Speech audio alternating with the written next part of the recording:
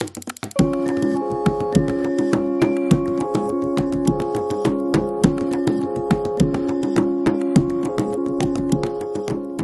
well, tonight's show is a special event in the sense that it brings together two highly acclaimed poets, John Agard and Grace Nichols, who are also in a kind of partnership. And the idea is that for the first time ever, they've interwoven their respective poems from their collections Sunriz and Man to Pan, both of which loosely explore kind of carnival and transformation. So it's a lovely event in terms of the newness of the interweaving, the fact that they're sharing a stage, but rather than reading their individual poems, they're sharing their words as well. No, nobody tell me it would be easy. The rapturous rapids and pitfalls of this journey. And the idea for Sunriz itself came because when I was a young girl, I was about 15 and 14, 15, and my dad was a head teacher, very strict. And a steel band was coming down the street, so you had all these people dancing down the streets. And because I was looking through the window at them, I couldn't bear to be outside of that colorful energy. I just ran out of the house and joined the whole thing. No, Pan, deeper than that, man, is a heap of history in your hand. No, Pan, deeper than that, man, is a heap of history in your hand. Well, that was a book that was published in Cuba by Casa de las Americas in 1983. And then years later, Grace wrote her poem Sunriz, a woman journeying through carnival and naming herself. So she thought the two books could be combined, interwoven, because the backdrop and the organic pulse of carnival can't be separated from the music of the steel drum. Well, I guess there's been a process of working out which words and which poems they're going to use to, I guess, bring out the things that they want to say. So to me, there's been kind of more of a special partnership, more of a sharing of certain intimacies and points of view, which I find really interesting, because obviously you might find that a lot of poets don't want to work with other poets, however well they know them. So I really like that idea, and I guess for Renaissance One, it's been a slow process of building up a working relationship and levels of trust with them.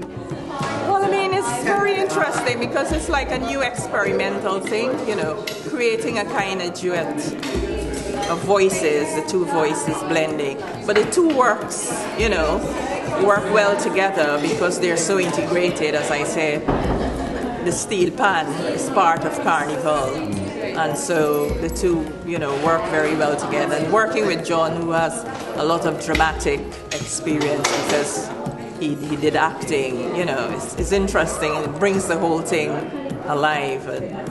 Well, we've produced the show and I guess brought it to this kind of level of production through exploring with them how it might be kind of lit, how it might be kind of staged and framed and kind of curated. We've done it on a kind of very light touch basis, and I guess it's also through knowing John and Grace quite well and knowing their work quite well and responding to it.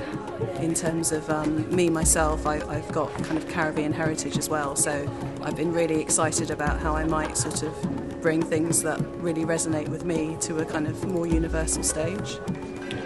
And tonight, what I found personally interesting, here you've got a university lecture theatre, which is more, shall we say, a formal setting geared towards lectures.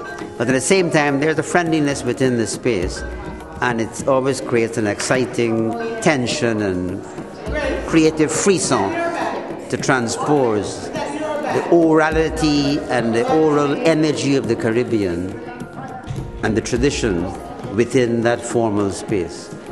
I guess for us, I'm really interested that Renaissance One are innovators, so we not only provide the kind of producing mechanism, but we're also looking at ways in which we can offer something different or spark a new idea or even think of a new way of bringing in an audience, and developing a show. So I think we've been able to do it with this, and I'd like to see how the tour develops.